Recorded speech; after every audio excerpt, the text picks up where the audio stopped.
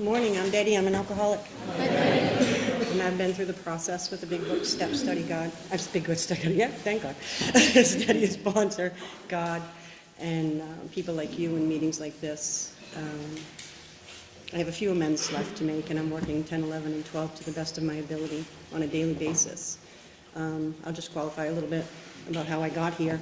When I hit my bottom and, came into AA, they sent me the list, and I was going to a lot of step meetings and speaker meetings and big book meetings, and, I found a sponsor and I worked my way through the steps, to the best of my ability at that time. And, and then I ran into a woman who was coming into meetings, and she was really rough around the edges, and every week she would come in and she would be a little bit better and a little bit better, and her transformation was just unbelievable. And we found out that she was coming to Big Book Step Study, and and I wanted to grow. When I came in here, I wanted to change the person that I brought in here, and I wanted to grow even more. I wanted to grow spiritually, and just become a better person. So I started coming here, and I got myself a Big Book Step Study sponsor, and working through the steps. And when we came to step 4, I was thinking, well, I already did my step 4. I probably don't have that many resentments, and I did. I had quite a few still left over, and some I had even gotten, as I was sober and going through the meetings. And for me, doing my resentments, I know this is the fear, but for me, doing my resentments wasn't as fearful, I should say, as doing the fears and really looking at my fears face to face. And, when I was writing them, there was so many fears. And, I was just afraid my whole life. I think I was born afraid. I don't know. But, to actually look at those fears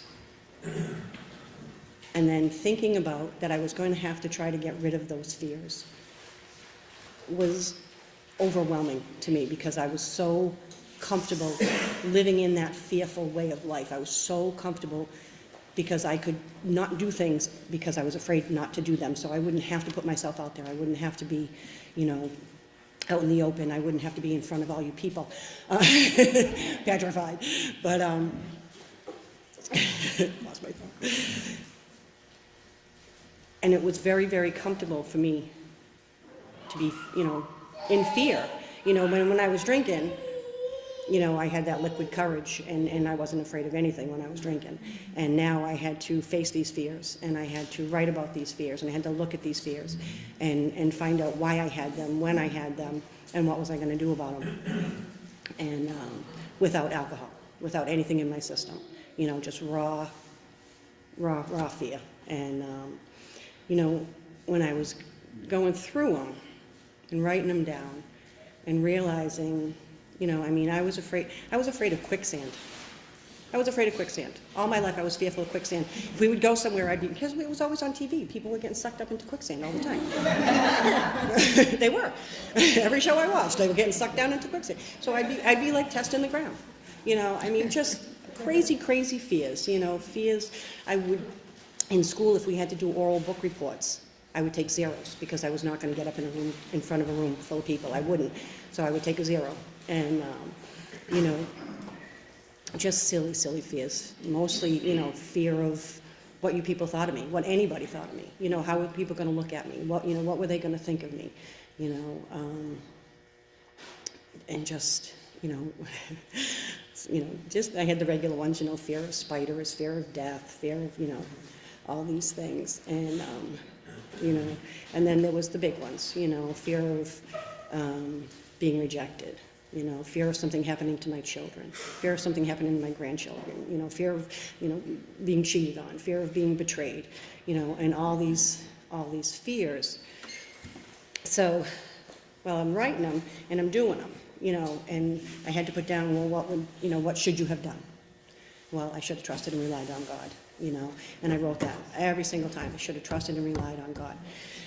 And I was thinking to myself, really? It can't really be that simple. cannot really be that simple. All I had to do was trust and rely on God.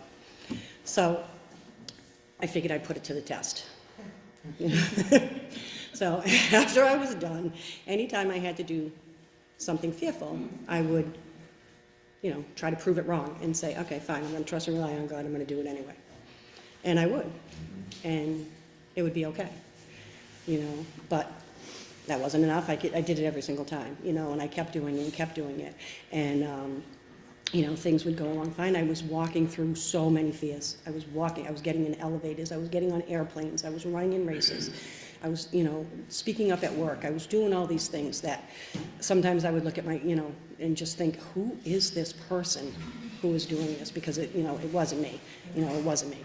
And it's not who I was, and I couldn't even imagine, way back then thinking about me doing these things, that I would never, ever be able to do these things. And,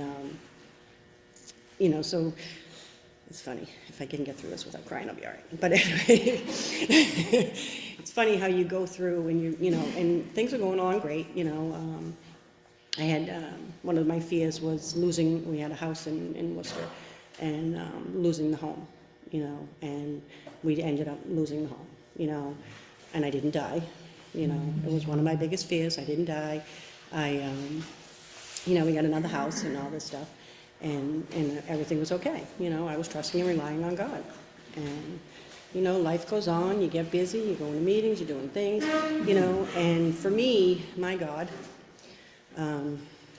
he waits until I'm ready to either see things or I'm ready to face things. And he knows when I'm ready. So some of my biggest fears was anything happening to my children and, being cheated on, being left, and all this stuff. So for me, my God was thinking, all right, I think maybe she's getting a little away from trusting and relying on God, because it's been a few years now, and I was just doing things. I wasn't, asking like I was at the beginning and testing him every day. I was just going along with life. So in my mind, I'm thinking he thought, let's see if Betty can handle some of these fears and still trust and rely on me. So he decided to give me my biggest fears all at the same time. So my son OD'd. He didn't die. My daughter, whose husband was a heroin addict, put the children at risk and figured if there was nothing she could do, she left the kids in the house, went out in her car and slammed it into a tree. And then my husband left me. And I had to get guardianship of my grandchildren. I had to deal with all these things. And, I was quite fearful. I was so fearful. I was so afraid. So afraid. And,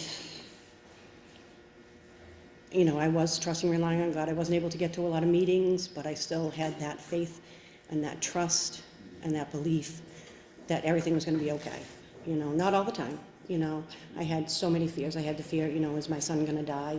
Is he going to be able to get the help he wants? How am I going to raise these children? Am I going to lose my job because I had to take leave? How am I going to ever live by myself, without a husband, without, help? And I trusted and relied on God. And now I don't say these things so that you think, oh, she's strong, oh, she has faith, oh, she has this. I say these things because I want you to see how the grace of God works in my life. Sorry. So, even with all those fears, and trusting and relying on God, and, as you're going through these things, you really can't see the end. You can't see the grace that comes in.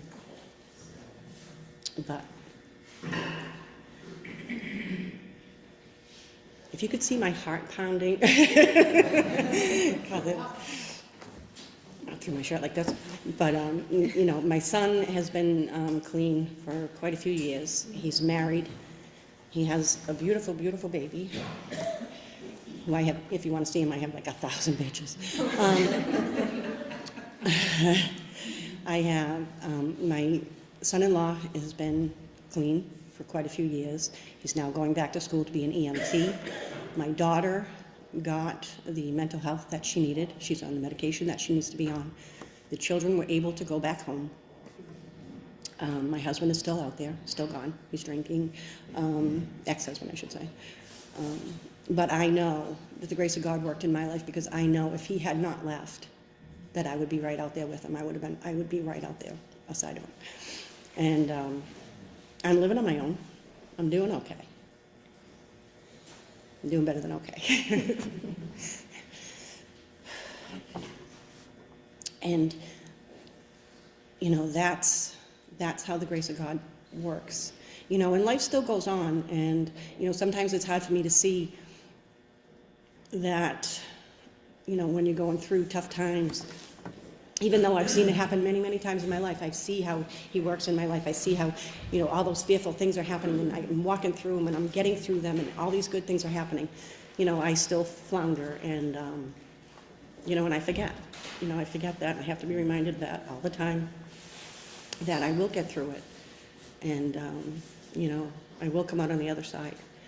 But, you know, he's amazing in my life.